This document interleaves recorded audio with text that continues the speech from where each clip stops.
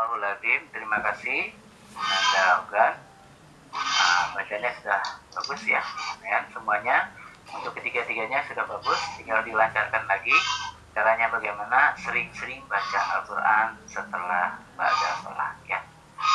Baiklah, untuk selanjutnya kita akan dengarkan tausiah ya, tentang tafsir ayat ini yang insya Allah akan disampaikan oleh Al-Ustadz Istian. Kepadanya kami silakan. Ya, syukron di Ustadz Iib Syaiful Razak. Sebenarnya hari ini tajwid Ustadz, jadi saya yang sudah saya persiapkan materinya tajwid. Ya, bismillah.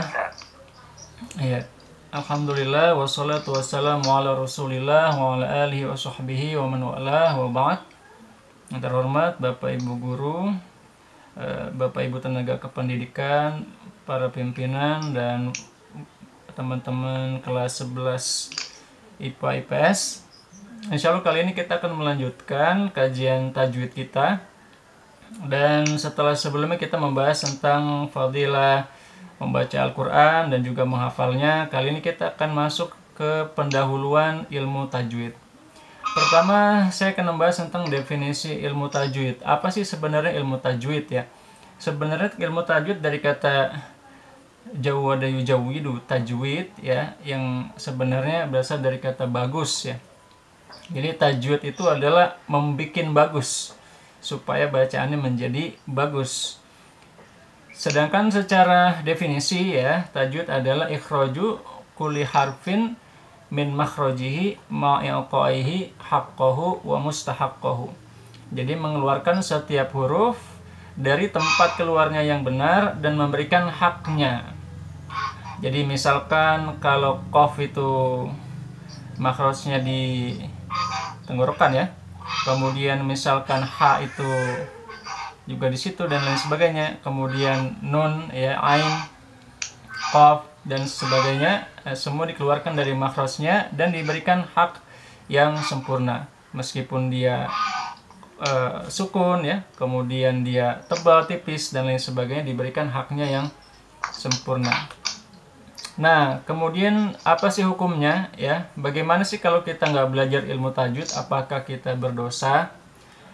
Jadi memang mempelajari hukum tajwidnya itu hukumnya fardun kifai atau fardul kifayah. Jadi kalau ada satu orang mempelajarinya, maka yang lain tidak wajib. Ya, jadi jika ada satu kelompok, ada satu orang sudah belajar, maka yang lain jadi tidak berdosa. Tapi kalau di satu kelompok masyarakat semuanya nggak ada yang belajar, ya maka semuanya dosa. Karena ini disebut fardun kifai atau fardul kifayah. Tapi kalau udah ada satu orang yang mewakili, maka kewajiban atas yang lain menjadi gugur. Nah, kalau kita ibaratkan satu komunitas, ya misalkan di dalam keluarga, nah ini tidak ada yang belajar sama sekali, ya bisa jadi kena semua itu ya bebannya. Sedangkan kalau ada satu orang ya sudah belajar, maka dosa yang lain terhapuskan. Atau mungkin kita ibaratkan satu RT gitu ya, tidak ada yang belajar sama sekali, maka bisa-bisa semuanya kena beban dosa. Tapi kalau sudah ada satu orang, maka dosa yang lain tidak kena ya, yang lain tidak kena dosa karena kewajibannya sudah gugur. Nah, itu untuk masalah mempelajarinya ya. Jadi seandainya mungkin teman-teman di sini, apalagi yang laki-laki dan perempuan, teman-teman di sini sudah memilih sekolah di sekolah keagamaan, berarti termasuk yang terpilih ya. Mayoritas pelajar Indonesia tidak masuk sekolah keagamaan, artinya bisa jadi mereka tidak belajar ilmu tajwid. Tetapi teman-teman yang di sini yang kebagian ilmu agama lebih, bisa jadi menjadi perwakilan ya bagi kelompok masyarakat masing-masing, bagi keluarganya. Mungkin nanti yang laki-laki jadi bapak ya bagi anak-anaknya, yang ibu jadi ibu bagi anak-anaknya, dan ibu adalah sekolah pertama bagi anaknya. Maka merupakan salah satu tanggung jawabnya adalah mendidik anak ya, terutama salah satunya dalam bacaan Al-Quran juga. Nah, tetapi bagaimana hukum menggunakannya? Nah, sedangkan hukum menggunakannya adalah wajib. Ini salah satu rujukannya adalah di surat Muzammil. Warattilil Qur'ana tartila. Warattilil Qur'ana tartila. Dan bacalah Al-Quran dengan tartil. Nah, kalau kita lihat lafaz di sini adalah lafaz perintah dan masuk ke dalam Al-Qur'an. Artinya ini merupakan perintah yang sangat jelas dari sumber hukum yang kuat. Jadi maka dari situ kita bisa mengambil istinbat hukum, ya, kesimpulan hukum bahwa hukumnya adalah wajib. Maka membaca Al-Qur'an harus dengan tartil, harus dengan tajwid. Ya, terus gimana kalau tidak bisa nih, sudah usia sudah lanjut begitu ya, tidak sempat belajar, belum pernah belajar, ya maka itu kembali kepada hukum awal ya, bahwa la yukallifullahu nafsan illa wus'aha. Allah tidak membebani kecuali semampunya. Wattaqillaha mastata'tum, dan bertakwalah kepada Allah semampu kalian. Tetapi kalau dia memang sudah belajar ya, maka menggunakannya menjadi wajib. Karena hukum asalnya adalah wajib.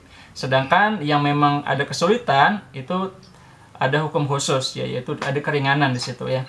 Kama qala ta'ala, inna ma'al usri yusra. Jadi dalam hukum Islam bersama kesulitan ada kemudahan ya. Misalkan bagi yang haid atau mungkin sedang hamil tidak wajib puasa, atau yang sedang perjalanan boleh mengqashar dan lain sebagainya, termasuk dalam Al-Qur'an ya. Bagi yang memang kesulitan ya, kondisi keadaan tidak memungkinkan untuk belajar, maka ada keringanan.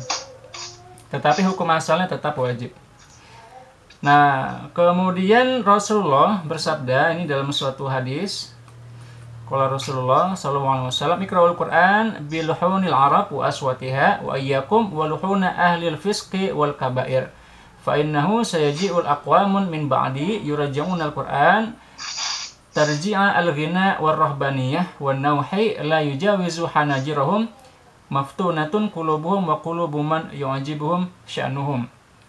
Ya, Rasul bersabda, bacalah Al-Qur'an dengan suara dan gaya orang Arab dan suara mereka, dan jangan kalian menggunakan gaya-gaya suara orang-orang fasik dan yang memiliki dosa besar. Maka akan datang suatu kaum setelahku melakukan Al-Qur'an seperti nyanyian dan rohbaniyah. Suara mereka tidak dapat melewati tenggorokan mereka. Artinya suaranya tidak meresap ke dalam hati. Nah, kemudian apa sajakah keutamaannya? Ya, ini saya percepat ya. Pertama adalah mendapatkan keutamaan ya, karena Rasulullah SAW bersabda dalam sebuah hadis riwayat Bukhari, khairukum man ta'allamal Qur'ana wa 'allama. Sebaik-baik kalian yang mempelajari Al-Qur'an dan mengajarkannya. Kemudian ada banyak nih ya hadis tentang itu. Dan keutamaan yang lain selanjutnya adalah juga mendapatkan keutamaan ya, ketenangan hati dan juga dikelilingi oleh malaikat, karena Rasulullah bersabda dalam sebuah hadis riwayat Muslim, majtama qaumun fi baitin min buyutillah yatuna kitaballah wa yatadarrasunahu illa nazalat ma'al sakinah wa ghasyiyatuhum rahmah wa hafathumul malaikah wa zakarahumullahu fi man indah. Tidaklah berkumpul suatu kelompok di rumah-rumah Allah membaca kitab Allah dan mempelajarinya kecuali diturunkan bagi mereka ketenangan. Kemudian diberikan kepada mereka rahmat dan dikelilingi oleh para malaikat dan disebut namanya di sisi Allah Subhanahu wa taala. Jadi keutamaan mempelajari ilmu tajwid sangat luar biasa. Bahkan wa innal malaikata la tadau ajlihataha li talibil ilmi ridon lima yasna. Bahkan malaikat pun menaruh sayap-sayapnya kepada para penuntut ilmu karena mereka ridho atas apa yang mereka lakukan. Jadi menuntut ilmu ini memang hal yang sangat besar ya keutamaannya. Kemudian tujuan mempelajari ilmu tajwid, ya tujuannya pertama adalah tentu saja untuk menghindari kesalahan dalam membaca Al-Quran. Dan kesalahan membaca Al-Quran dibagi nanti menjadi dua ya. Ada lahan khafi sama lahan jali. Lahan jali adalah kesalahan yang terjadi ketika membaca lafaz-lafaz dalam Al-Quran, baik dapat berupa arti ataupun tidak, sehingga menyalahi huruf qurra atau kebiasaan membaca. Misalkan Rabbul Alamin ya menjadi Rabbul Alamin. Nah, an'amta jadi an'amta dan lain sebagainya. Nah, kesalahan seperti ini kalau disengaja itu hukumnya haram karena bisa merubah makna. Meskipun kadang tidak merubah makna, tetapi tidak diperbolehkan karena termasuk merubah bagian dari Al-Qur'an. Kemudian alahan al-khafi, kesalahan yang terjadi ketika membaca lafaz dalam Al-Qur'an yang menyalahi hukum qurra namun tidak sampai merubah arti. Maka hukumnya makruh. Ya, jadi kalau kita membaca merubah arti itu hukumnya haram. Kalau kita membaca salah tidak merubah arti hukumnya makruh. Ya, termasuk dibenci Allah Subhanahu wa taala. Kemudian tingkatan membaca Al-Qur'an.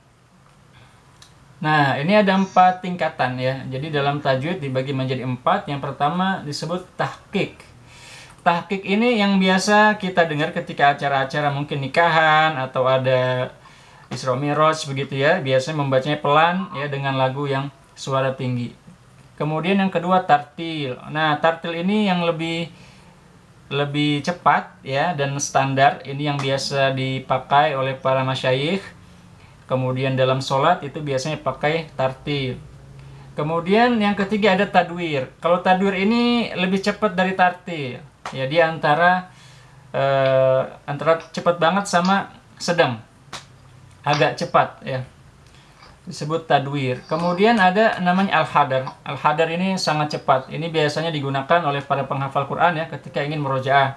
Jadi mereka bisa menyelesaikan 1 juz ya 15 menit ya 20 menit atau bahkan kurang dengan bacaan yang cepat, tetapi masih tetap menjaga hukum-hukum utama dari tajwid walaupun dipersingkat ya. Mungkin yang mat wajibnya tadinya 5 jadi 3 dan seterusnya ya untuk lebih memudahkan mempercepat proses pembacaan. Dan memang para yang sudah memang hafalnya benar-benar hafal ya, itu mereka melihat Quran seolah-olah seperti satu garis.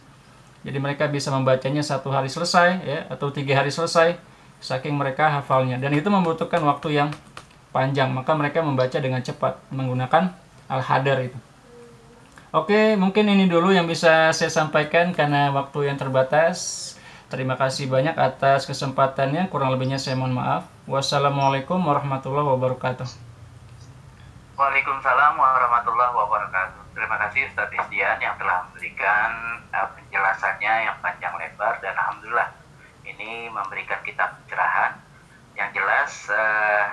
Hukum Al-Quran, membaca Al-Quran itu mempelajari hukum tajwid maksud saya itu dikatakan wajib kifayah, tapi penggunaannya ketika membaca itu jadi fardu ain. Dan alhamdulillah